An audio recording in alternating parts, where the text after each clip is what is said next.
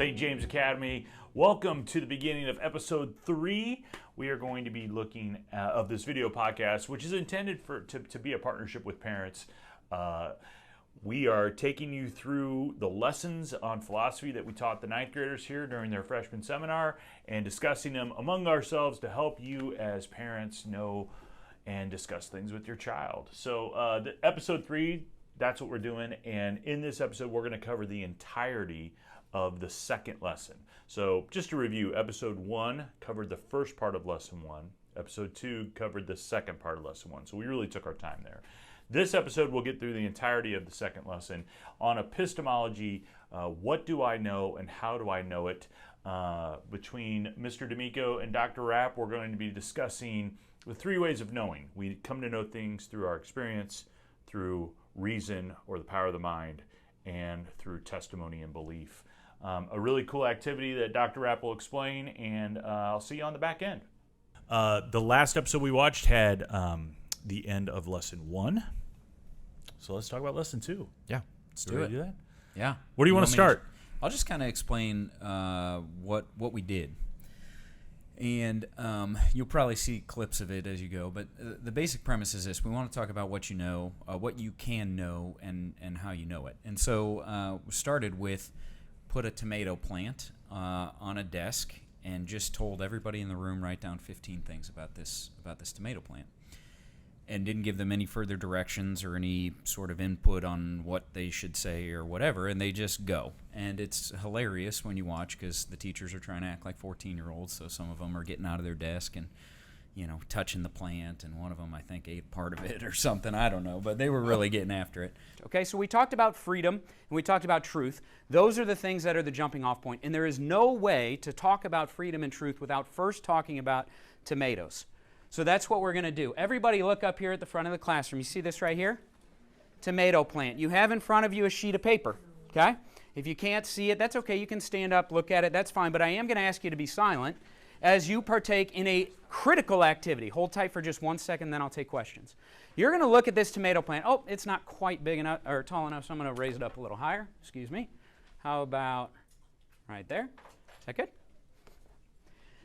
I want you on that sheet of paper where it says opening activity, without talking to each other or looking at each other's papers, to write down 15 things about this tomato plant. I will give you no further directions. Go. But they all write 15 things, and then we share. We go around the room and share, what did you write down? All right, are you ready? I'm going to start right here, and I'm going to tell you whether I want it in 1, 2, or 3. Okay, you guys are going to write these up on the board. Go ahead, give me one. Give me something. It is green. Green, put it in number 1. Give me something. It's edible. Edible. Put that in number 2. Hairy. Hairy, 1. Wilty. Wilty, 2. I'm sorry, 1. Wilty's in 1.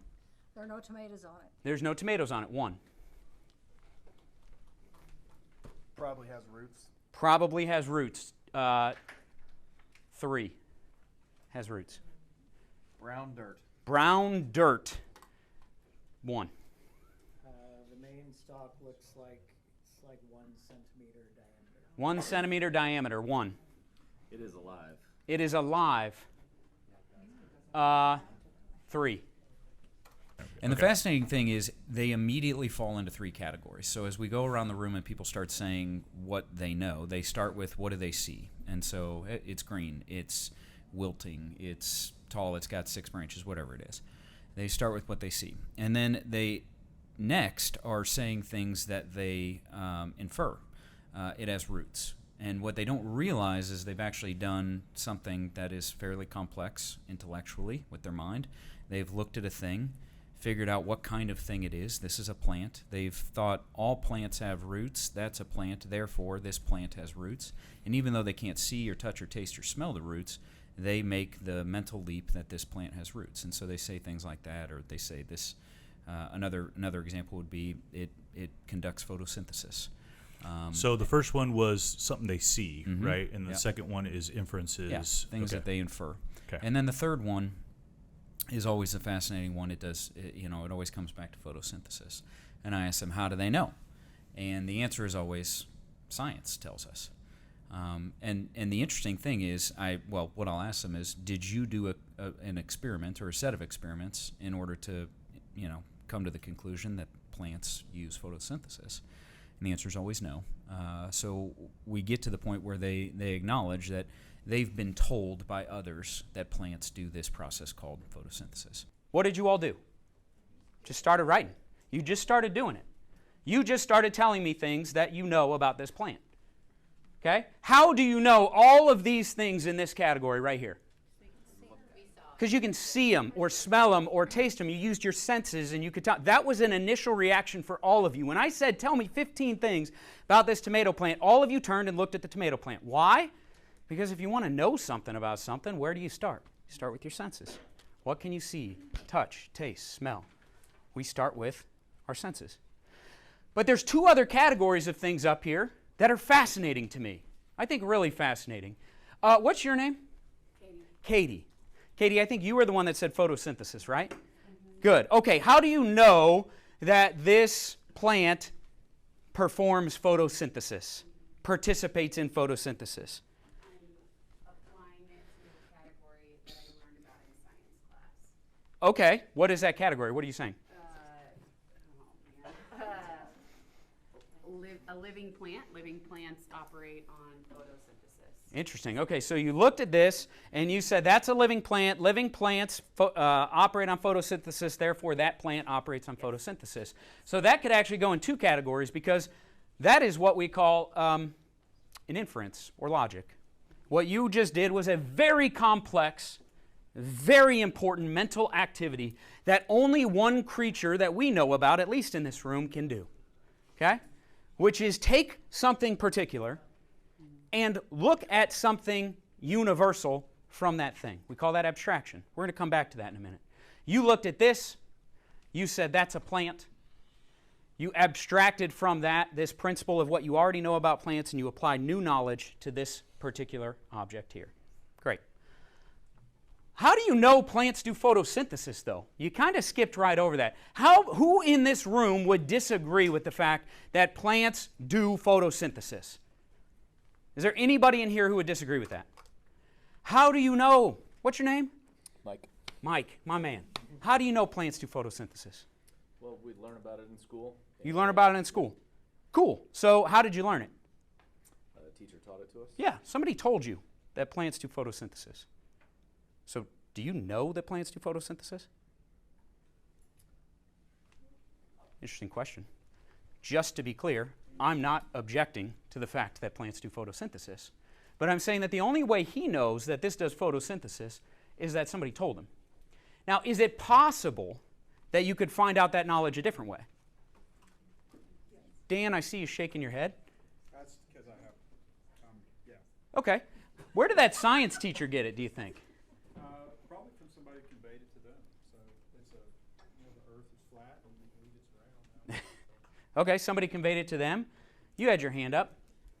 I can read about it in my science book, Mhm. and I think I saw some program on TV about it. Okay. and I get it. I get that knowledge from a lot of places, and Uh-huh. so it makes me want to believe it. Okay, but aren't those just all different people telling you the same thing?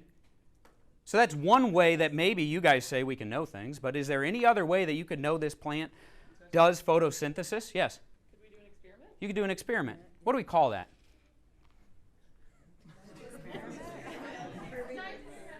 The scientific method, yeah. There's this way of doing things that is an attempt to come to knowledge about things by looking at something, making an observation, putting forth a hypothesis, testing the hypothesis, and then something at the end that I'm blanking on right now. What did I forget? Analyzing it, right? Looking at the data. Okay. So here's my point, really quickly. What you guys just did with zero direction from me was undo the last 400 years of philosophy, which basically said that you can't trust your senses, not really, that you can't really trust what other people tell you about things, and that you can't trust your mind to come to truth about things. Now, there are a whole lot of people who have written a whole lot of books about that, but when you ask the common person, anybody that you come across, tell me something about X, Y, or Z, they're going to go to those three buckets every time. How do you know something? Well, one of three ways. Either I see it, touch it, taste it, smell it, I use my senses, or I see it, touch it, taste it, smell it, I use my senses to abstract something in my mind and then come to new knowledge about that particular thing that I just looked at with my senses. or I listen to what other people who know more than I know about this. 3 ways that we can come to know things. And so just by telling them, sticking something in front of them and saying, tell me 15 things about this, they do it in 3 ways. They do it using their senses. What do they see, touch, taste, smell? They do it using their reason or inference. I take what I know through my senses, and then I arrive at what I didn't previously know based on a mental action called inference or reason. And then the third one is things that people have told them about this thing, so scientists or teachers or whatever it might be. So where this leads to is this. I tell them, look, nobody told you how to tell me 15 things about this. Nobody told you, hey, here's how you come to know things. The natural impulse of any person when you say, tell me about this thing, are those 3 things. I'm going to tell you things I see, touch, taste, smell. I'm going to tell you things that I can infer about this thing based on using my reason and what I know from my senses, and I'm going to tell you things that other people have told me about this thing. And so we very quickly, with a very simple exercise, get to this, what we would say are the 3 modes of knowing things. Your senses or your experience, your reason or your ability to infer, and testimony or belief, what other people tell you about something. Great. So last time we talked about in lesson 1 how epistemology was going to be kind of the first, the first bucket we were going to pull from or teach of philosophy. And so we're attacking the question of how do we know? Yeah. Yeah, and you say these 3 things. So, Sebastian, why is this important that we teach kids these 3 things and teach them how we know? The last time that we were talking, we made reference to the fact that we feel like everything is in these airtight containers. That when I'm in a math class or a science class, I learn this, and then the bell rings and I'm in another class, and I do this, and we don't even stop to ask these questions of what are the connections between these disciplines, and once we start asking these larger questions, these questions that integrate everything, every aspect of what we're learning, we start seeing a pattern in reality itself. And this is important because when we start seeing the connections between things, this is the faculty of the human being that is really it's the beginning of seeing God in things with your reason. Because you see that there's a whole to this. It's not just math class. It's not just science class. It's not just music class. It's not just social studies or PE. It's these things all have some common traits. But there has to be a moment, and this is why we're going to do it with the freshman seminar. There has to be a moment that's kind of outside of all those other disciplines that hopefully integrates those disciplines, so they can see the picture of the reality that God has made the world and us as creatures in the world. Let me ask you this. What is the limit of this first term I'm going to give you, which is testimony? What others say is true. What is good? Let's start with what is good about, you could write this down. It's one of your key definitions, testimony. One of the ways we know things are true is when people tell us that they're true. How is that a good thing? What's good about people being able to tell us things and we know they're true? What's helpful about that? Say that again. Why is testimony helpful? Like you can know things when other people tell you. What's your name? Mariana. Mariana, perfect. Go ahead. Because otherwise it would be really hard to learn new things or to just trust people in general. Absolutely. Okay, it'd be hard to trust people, so this gets into trust, which we'll talk about here in a second. But you can learn things you could never learn on your own, right? Let me give you an example. If the only way I could know things was through my own personal experience, your name's Katie, right? Mm-hmm. I heard that you went to the Holy Land once. Mm-hmm. I've never been to the Holy Land. Mm-hmm. Tell me something about it. It's real. It's real. I don't know that through my senses. I don't. I have to either believe her and the thousands or millions of other sources of information that have told me the Holy Land is real, but I can't prove it unless in the sense of I can't have it in my mind through this one particular means of knowing things unless I go there myself. I can't possibly go there. I can't go to Madagascar and Antarctica and the moon and all of these things. I either have to trust what other people tell me about them, or I can't know anything about them at all. Now, here's an interesting fact, is that within the last couple years, some people have proposed certain things about other people not being real. Anybody heard on the internet that Helen Keller's not real? Anybody hear that? Okay, so sometimes people make these judgments about historical figures and they say, you can't know that. She didn't really exist. They made that all up. So what has to balance testimony? One person saying one thing, the other person saying the other thing. Maybe some experience, go to her home. Okay, Where she was. good. Your own experience could help with this. So if two people are saying conflicting things, you can go check it out for yourself, right? What you take in with your senses.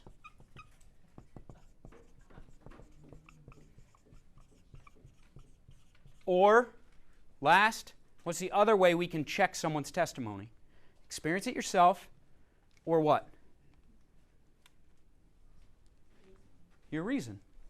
Yeah, very good. Reason. Okay, inference. Reason is when you begin with something known,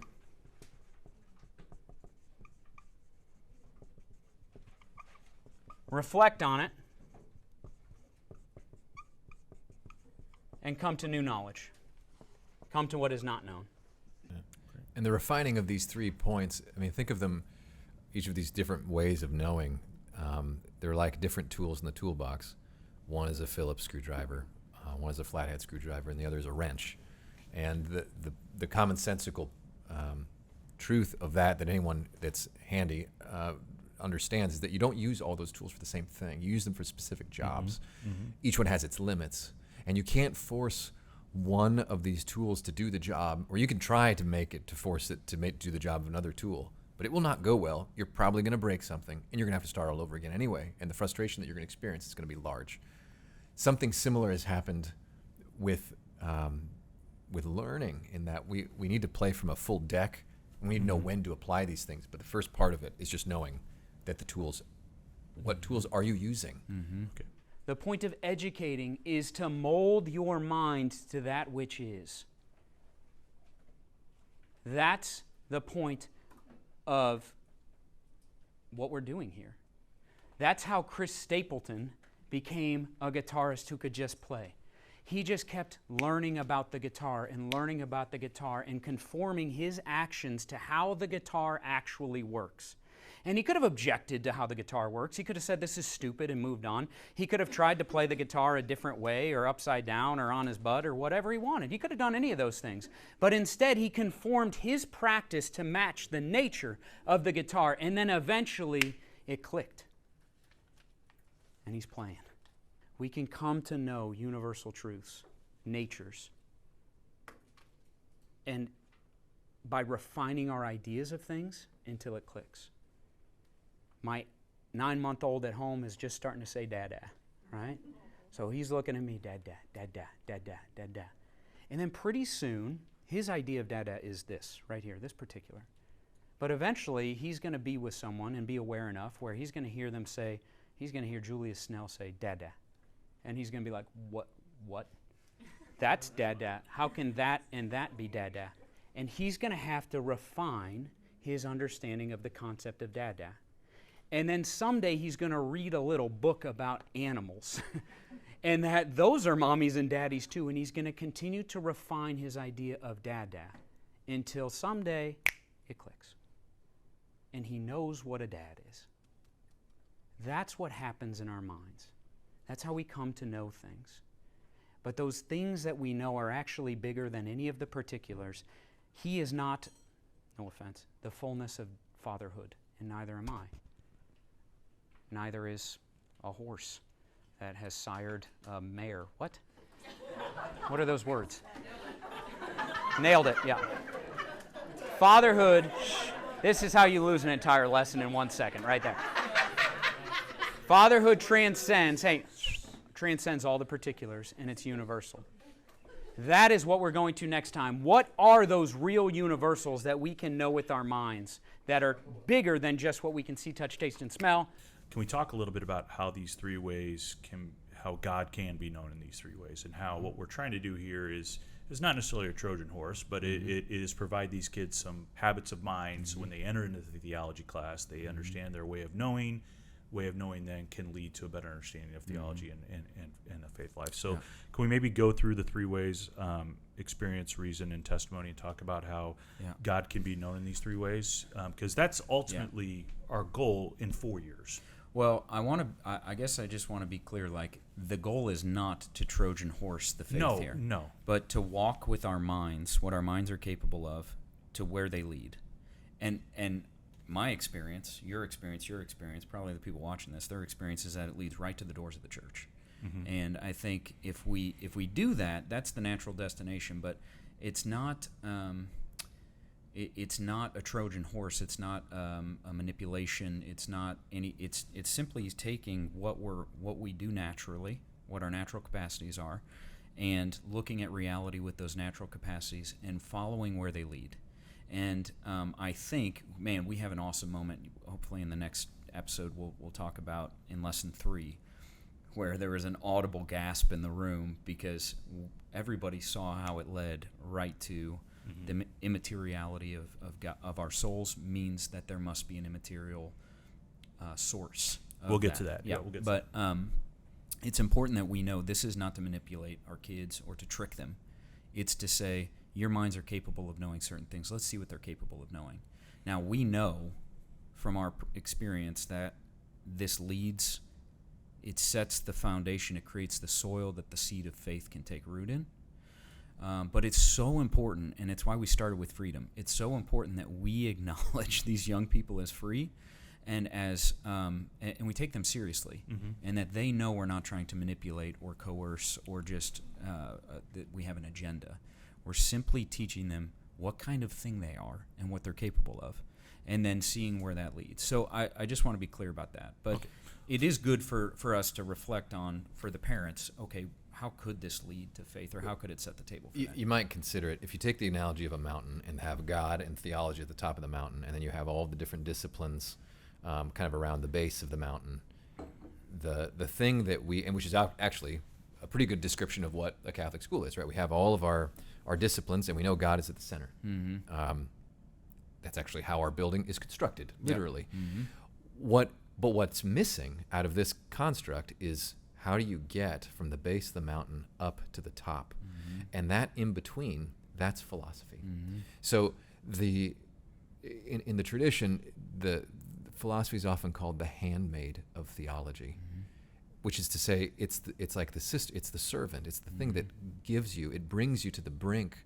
It can't walk you all the way, but it gets you to the edge, and then something else happens when the two meet. But that image might be a helpful one. And again, it's not our fault for this. Most of our education, we had all of this, and sometimes we understood who God was, but we weren't told how this connected to this, which is just to say, we weren't given the philosophy to actually do the connecting. So back to the original question, like, how can these things lead us, or what do they have to do with our faith? I mean, I think the beginning place would be testimony, because really the Catholic faith is the testimony of eyewitnesses of an event. They witnessed the resurrection, and that's where the faith began, was telling people, I watched a man rise from the dead. And so when we look at the fact that testimony is actually the source of probably the bulk of our knowledge, everything in history is testimony. And we have as much eyewitness testimony for the existence of Jesus or more as we do of George Washington or Abraham Lincoln or any of these other historical figures. So if it's reasonable to believe these men existed and did what they did because we can check the records, well, we can do the same with our faith. And so starting with testimony is really helpful. I think looking at reason and saying, as Sebastian did, okay, something like everything has a cause, everything has sufficient reason. This exists, therefore there must be a necessarily existing source of existence. What is that thing, right? That's a first principle that our reason can then work towards some of the principles of the type of God that we should expect, and that Christianity both fulfills and explodes all of those categories. God is all that our reason leads us to expect in this kind of creature that's necessarily existing, and then blows it all up in the best possible sense. It transcends all of that. And then the third, and I'm obviously trying to be quick on this, but is our own experience. And I think there are so many great theologians, philosophers, and people in the modern era that say you can start with your experience. And I dare you to watch a sunset with open eyes and clear hearts and not have an experience of something transcendent, or to look at all of your experiences and figure out why my experiences draw me to certain things and away from other things. And so I think when we reflect on our experiences, which is a combination of two types of knowledge, right? We can infer certain things from our experiences when we start with those that, man, I experienced something more than what I could see, touch, taste, smell in that moment. In addition to the fact that these things exist in the first place and the types of things that exist. So I think all of these are fertile ground for leading us to the door of faith. And we choose whether to walk through or not. But add to that, I don't know, or clarify. No, I think it's important. The simplest, I remember being taught these three things, and the friend that was teaching me this just said, you can know God through all three of them. And it was one of the most liberating things, because all of a sudden everything, and then he said this: beware of anyone who insists that you must experience God in one way only. That was also almost as healing as the first thing, because someone who says you are only ever going to experience Him in prayer, and if we think prayer is only one way, that actually it isn't even fair, because you might actually receive faith just by hearing the words from someone else, and hearing someone else's testimony. That said, this is why testimony is so important to give to, because if we say, well, you're going to figure out, maybe that's probably the way our secular world tends to do it. Well, you'll figure out religion in your own time. I don't have to tell you about it. That is totally destroying one of the most human ways of learning. I want to know what God has done in your life. Augustine says that's a huge way that people have moral conversions. It's often hearing those stories. At the same time, there is a small slice of God that you can prove just with logic. And the point there, for all of our philosopher professors at home watching, is not that you can somehow chart and systematize every single aspect of the faith. It's not that at all. It's only that God gave you a little lamp called your reason. And that reason can see just enough to where you can say, there is more than meets the eye, and there is more that there's more in this world than I could ever dream of. And there's something outside this world too.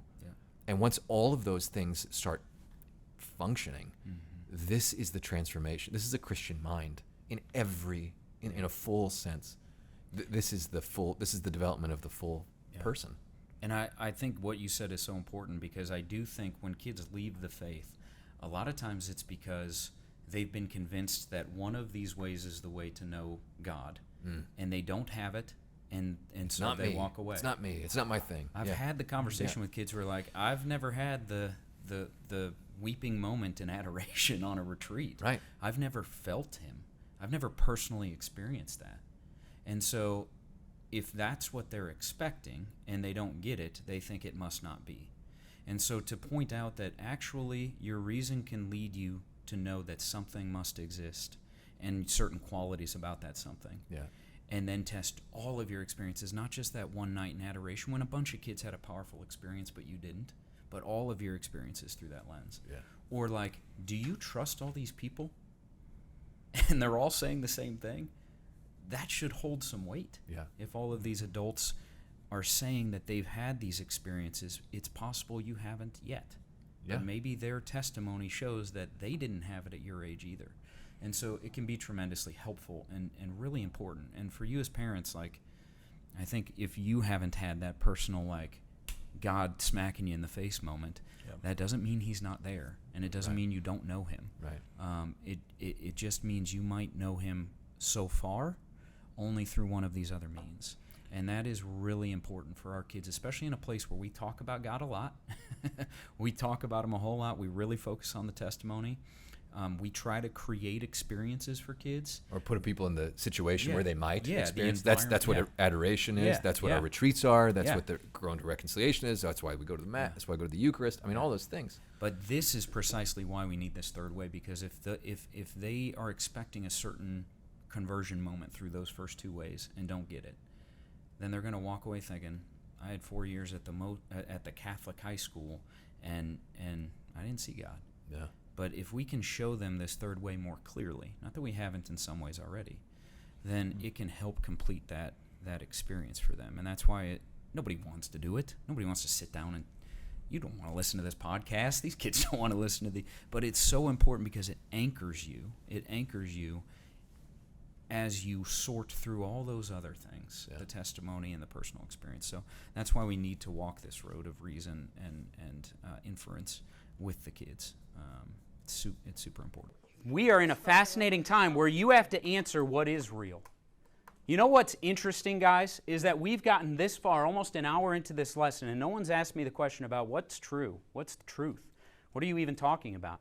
We've all taken it as a given. That what we're talking about is this plant. When I asked you to tell me 15 things about it, you all just went and you did the exact same thing. Every person in this room started with their senses and used their reason, made value judgments, and just went. Nobody had to tell them how to do it. And also, no one said, how do I know there's a plant there? No one said, I don't see a plant. Because what we mean by true, and I'm not going to answer the AI question for you today, okay? You're going to probably have to do some of that work yourself. This is another one, hopefully you've written these three down on your key terms, but what is truth? What does it mean for something to be true? Truth is the mind's conformity to reality. It is. Truth is the mind's conformity to reality. It actually leads to a very obvious next question. When you look at this definition, what question follows from the mind's conformity to reality? What's the next thing you need to define? Reality. What is real? What is real? What a fascinating question. How do we define this word? It might be the most important definition we're going to but talk about in our lessons. You know, one thing that occurred to me, and I don't know if I'll even be able to articulate it right now, but just as we were talking, I was thinking about John's prologue. And it's almost the convergence of all three. In the beginning was the Word, and the Word was with God, and the Word was God. In the beginning, all things came to be through Him. What came to be through Him was life, and this life was the light of the human race. The light shines in the darkness has not overcome it.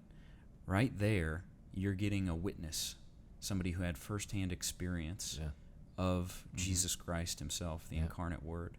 You're getting Him reflecting and inferring on how what He saw, what He witnessed, what He was privileged to experience, was actually the same thing as these Greek philosophers searching after the logos, the grounding understanding of reality was incarnate there in His experience. And then He's sharing His testimony with others, and He's collecting in that beautiful episode of the Chosen, Season 2, Episode 1, you see Him collecting the testimony of others to include in His gospel. Yeah. He's putting the words of others right here into His gospel. And maybe it's not in the Bible, but in that episode, it's Mary who gives him the idea for the prologue. Sure. And there's this beautiful confluence of testimony, personal experience, and reason right there at the beginning of John's gospel.